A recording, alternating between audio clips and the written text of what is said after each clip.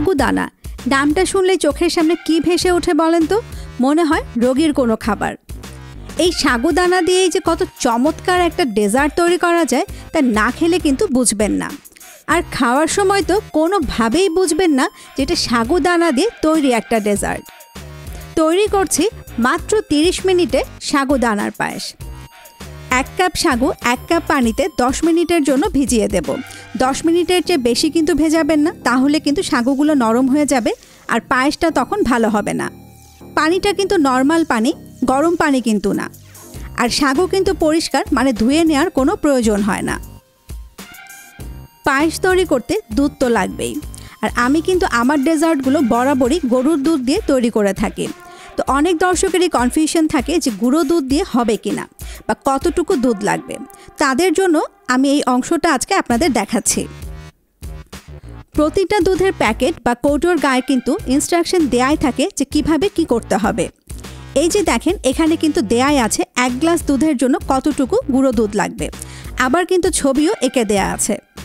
এভাবে পাউডার পানির সাথে গুলে নিলেই কিন্তু দুধ রেডি হয়ে গেল। এখন আপনি মিল্ক পাউডারের দুধ নেন আর গরুর দুধ নেন, পরের প্রসেস কিন্তু একদমই এক। আরও একটা প্রশ্ন দর্শক আমাকে প্রায় করে থাকেন, ফুল ক্রিম মিল্ক পাউডার কি? এই যে দেখেন, প্যাকেট বা কৌটোর গায়ে কিন্তু লিখাই থাকে ফুল ক্রিম মিল্ক পাউডার। আচ্ছা, পাউডার দুধ গোলারও কিন্তু সুন্দর একটা টিপস আছে, এখন আমি সেটাই দেখিয়ে দিচ্ছি। প্রথমে মিল্ক পাউডার নিয়ে নিচ্ছি। আমি 1 লিটার দুধ তৈরি করব, সেই অনুযায়ী পাউডার নিয়ে নিলাম। এবার আনুমানিক 1 কাপ ফুটন্ত পানি দিয়ে আমি পাউডারটাকে গুলে নিব। একেবারেই কিন্তু পুরো পানিটা দিয়ে দেব না, তাহলে কিন্তু লাম্পস হয়ে যাবে।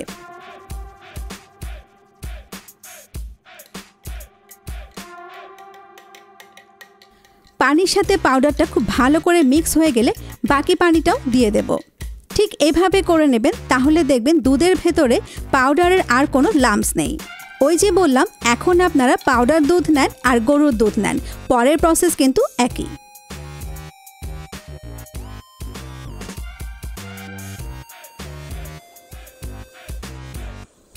এক লিটার দুধ জালে বসিয়ে দিয়েছি। এবার গরম মশলা দিয়ে দিচ্ছি।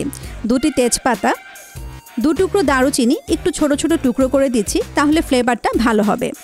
3-4টে ছোট এলাচ দিয়ে দিচ্ছি, এটাও আমি একটু ফাটিয়ে দিলাম, তাহলে ফ্লেভারটা খুব ভালোভাবে বের হবে। এবার একটু নেড়ে চেড়ে মিক্স করে আমি জাল করতে থাকবো, যতক্ষণ না পর্যন্ত একটা বলক উঠে আসে।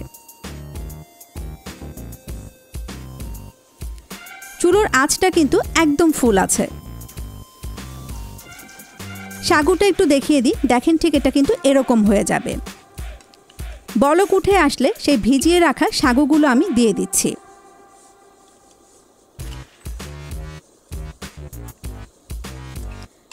দিয়েই কিন্তু অনবরত মিক্স করতে হবে, তা না হলে কিন্তু সাগুগুলো আবার লাম্পস হয়ে যাবে। আর পায়েস কিন্তু আসলে অনবরত নেড়ে নেড়েই রান্না করতে হয়। দেখতে পাচ্ছেন অনেকটাই কিন্তু ঘন হয়ে এসছে, তবে এটা কিন্তু এখনো হয়নি।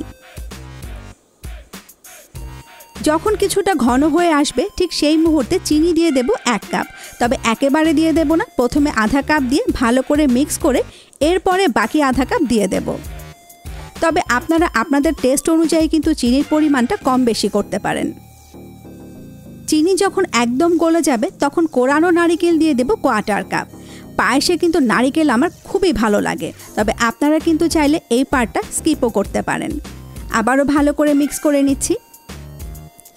চিনি যখন সম্পূর্ণ গলে যাবে তখন কিন্তু পায়েসটা আবারও একটু পানি পানি হয়ে যাবে।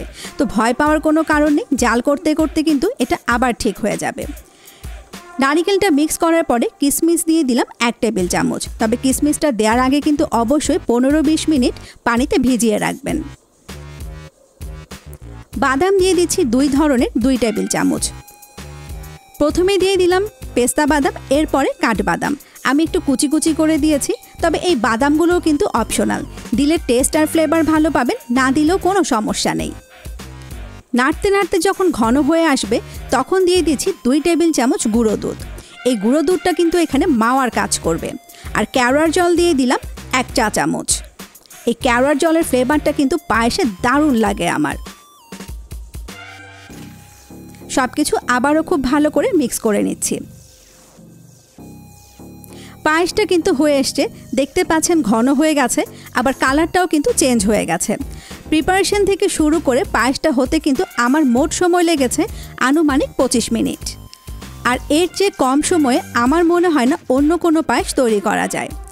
পায়েসটা কিন্তু গরম অবস্থাতে সার্ভিং ডিশে নিয়ে নিতে হবে, তা না হলে কিন্তু উপরে একটা সরের লেয়ার পড়ে যাবে, তখন সার্ভ করলে দেখতে অতটা ভালো লাগবে না। আর তুলে নেওয়ার সময় চেষ্টা করবেন গরম মশলাগুলো অ্যাভয়েড করতে। গরম মশলার ফ্লেভারগুলো কিন্তু আমাদের সবার পছন্দ, কিন্তু গরম মশলা দাঁতের নিচে দিয়ে খেতে কিন্তু আমরা কেউই পছন্দ করি না। পায়েস তো রান্না হয়ে গেল, সার্ভও করে দিলাম, আবার গতানুগতিকভাবে বাটিতে করে কিন্তু খেয়েও নিলাম। তবে এই পায়েসটাকে কিন্তু আরেকটু সাজিয়ে গুছিয়ে পরিবেশন করা যায়। আমার হাতের কাছে দর্শক রুমানা হামিদ আপুর দেয়া টুটি ফ্রুটি ছিল, আমি সেটা দিয়ে আপনাদের সাজিয়ে দেখাচ্ছি। তবে আপনাদের যদি না থাকে সেক্ষেত্রে কিন্তু আপনারা বিভিন্ন ধরনের ফল ছোট ছোট করে কেটে সাজাতে পারেন। আমি প্রথমে টুটি ফ্রুটির লেয়ার দিয়েছি, এরপরে একটা লেয়ার দিচ্ছি সেই সাগুর পায়েসের, আবার টুটি ফ্রুটি দিয়ে আবারও পায়েস দিয়ে দেব। সাজানোটা আসলে যার যার টেস্ট আর রুচির উপরে ডিপেন্ড করে। তবে একটা কথা আমি অকপটে স্বীকার করে নেব, আমার যে দর্শকরা আমার ভিডিও দেখে খাবার তৈরি করে তার ছবি তুলে পাঠান, তা কিন্তু আমার চেয়ে অনেক অনেক বেশি সুন্দর হয়। মাঝে মাঝে তো আমার ইচ্ছে হয় তাদের কাছে যে ট্রেনিং নিয়ে আসি। ট্রেনিং না হয় আরেকদিন নেব। সে পর্যন্ত সবাই ভালো থাকবেন, আমাদের জন্য দোয়া করবেন। ভিডিওটি দেখার জন্য সবাইকে অসংখ্য অসংখ্য ধন্যবাদ।